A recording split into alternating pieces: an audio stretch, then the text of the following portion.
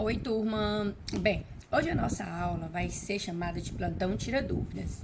Então, se você tiver alguma dúvida acerca dos conteúdos que caíram na prova, você me procura para eu esclarecer e tirar qualquer dúvida que você tenha. Porque após esse vídeo, eu vou colocar para vocês a prova, um link novo da prova, para que vocês possam refazer a prova justificando a sua resposta correta. Certo? Então, hoje o nosso objetivo é fazer um mega resumo dos conteúdos, né? Fazer com que você relembre o conteúdo novamente e refaça a sua prova, para que você perceba onde você acertou e onde você errou, certo? E com isso você possa ver, poxa, eu tenho que estudar mais esse conteúdo, eu tenho que estudar mais esse outro conteúdo, certo? Esse é o objetivo da nossa aula de hoje.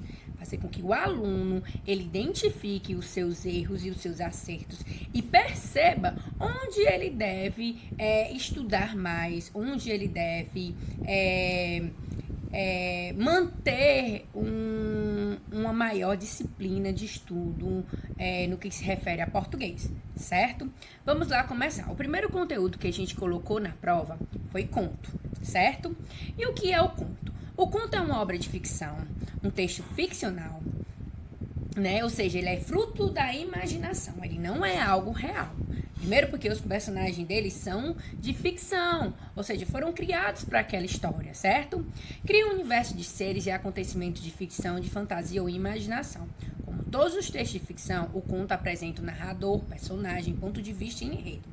Ou seja, o conto, primeira característica que a gente está vendo aqui, que é uma obra de ficção, ou seja, é fruto da imaginação.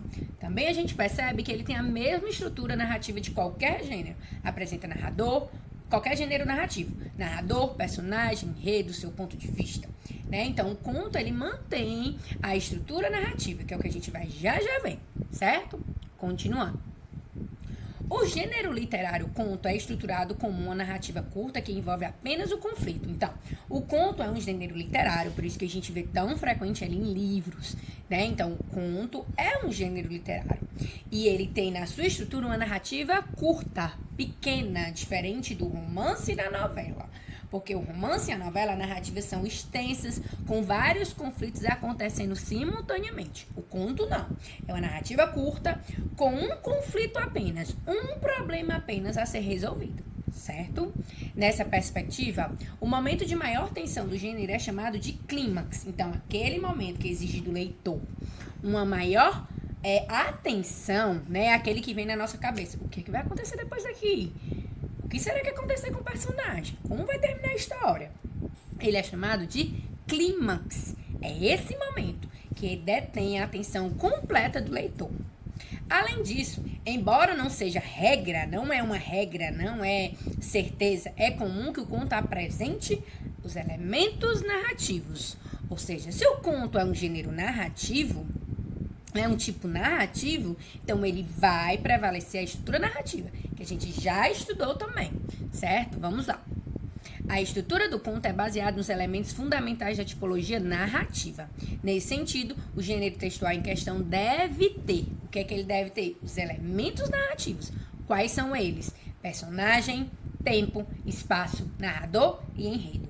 Então, não é regra ele ter, mas é comum encontrar esses elementos narrativos dentro do gênero conto.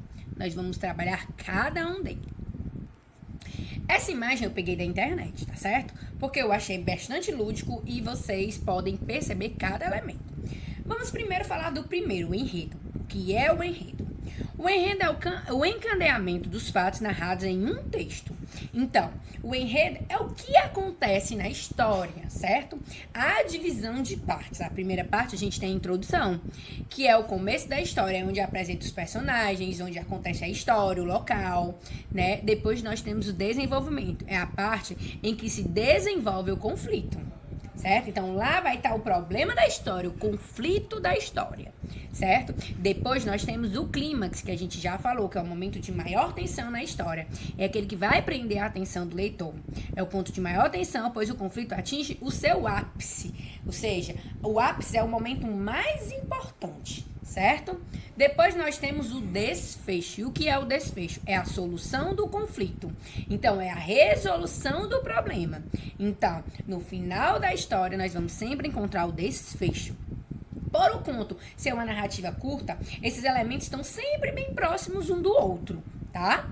Depois nós temos os personagens. Os personagens constituem os seres que participam da narrativa, interagindo com o leitor de acordo com o modo de ser e de agir.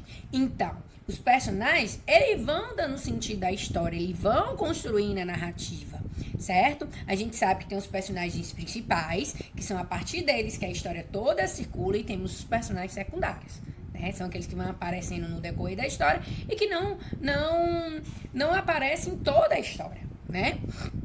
Depois nós temos o tempo. O tempo é o momento em que os fatos acontecem. O tempo ele pode ser de dois tipos, cronológico ou psicológico. Cronológico é quando a gente pode medir, né? Hoje, amanhã, ontem, 2 horas, 3 horas. E psicológico é quando não dá para medir. É fruto da mente da pessoa, certo?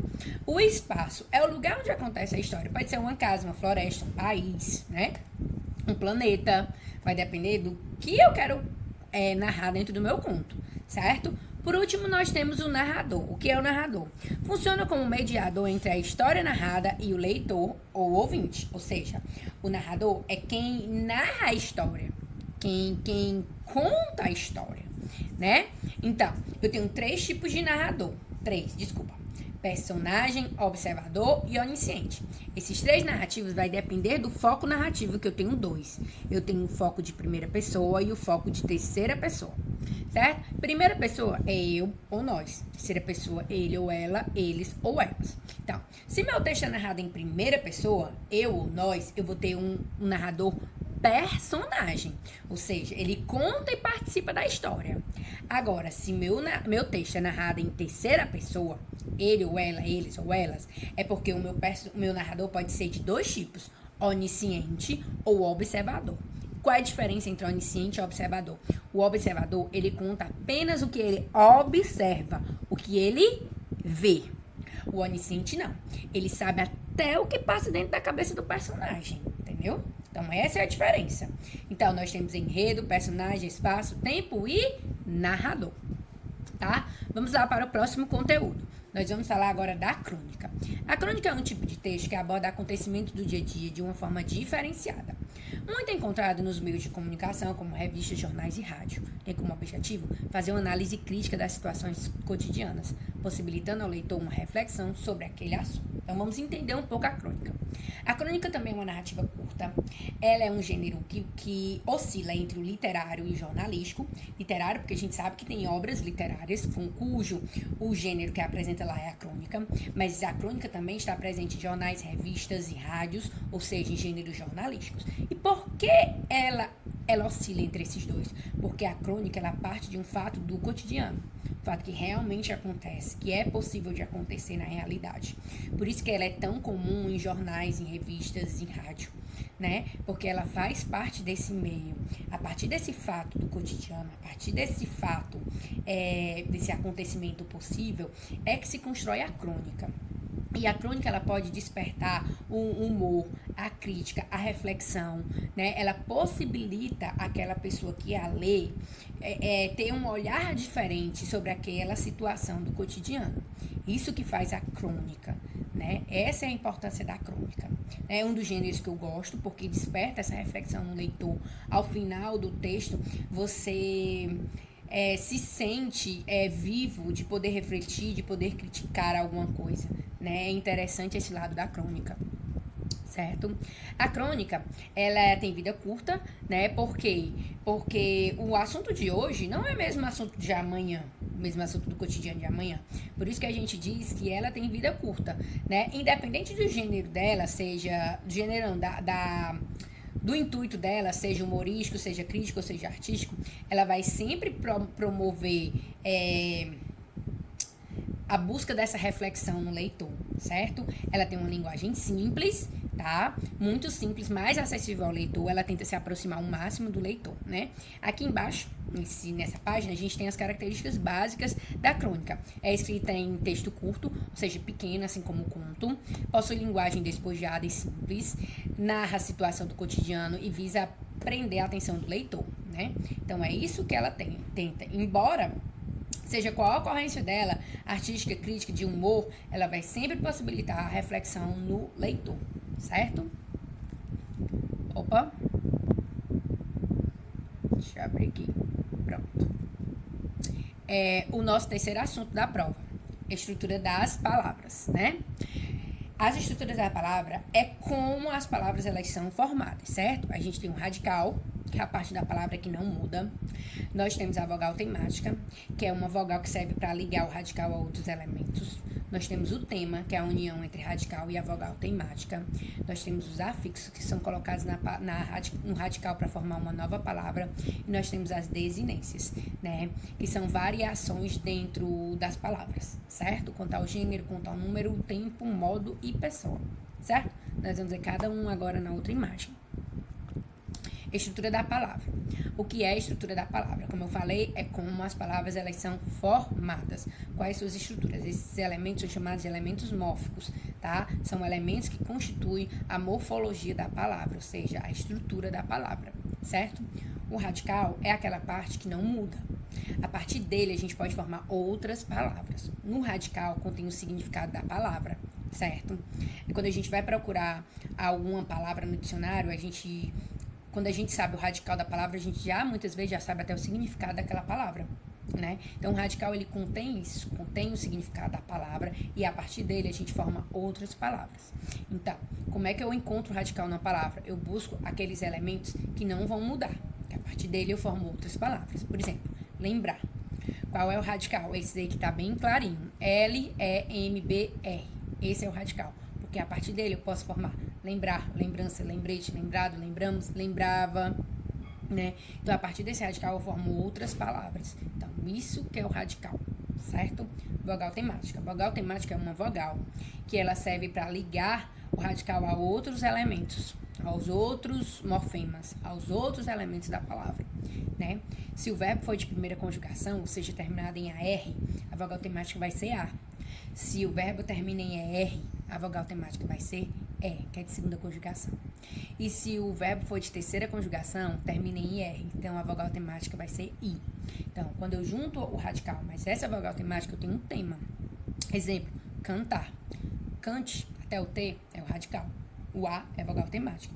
Então, quando eu junto, eu tenho meu tema. Se eu junto o radical, mas a vogal temática, eu tenho o meu tema, certo? Depois nós temos as desinências nominais e verbais. Desinências nominais têm a ver com nomes, substantivos, adjetivos, certo? Quais são essas desinências? Feminino e masculino, que são as de gênero, garoto, garota.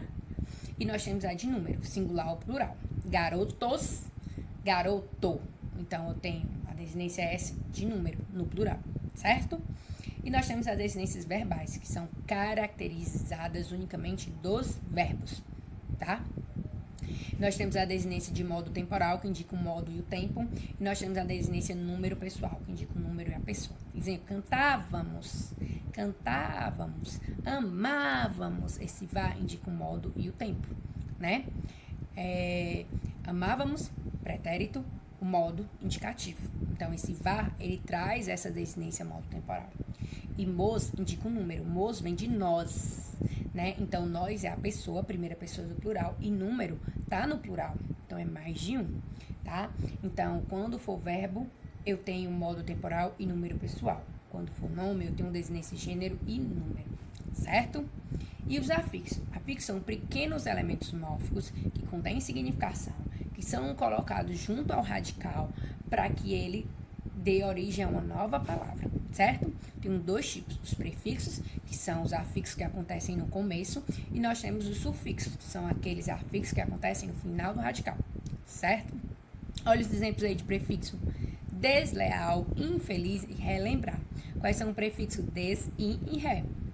Sufixo: lealdade, infelizmente e quietude. Quais são os sufixos? Dade, mente e ude, certo? Então, são colocados ou no começo ou no final da palavra para dar uma origem a uma nova palavra, certo? Esse conteúdo foi o que vocês erraram na prova, né? Que ele perguntava qual era o radical da palavra e vocês erraram, porque vocês não perceberam quem era o radical, quem era a base da palavra que não muda, tá? Então tem que ter muita atenção nisso daí, certo? Esse conteúdo é muito importante para que vocês consigam identificar muitas vezes o significado das palavras.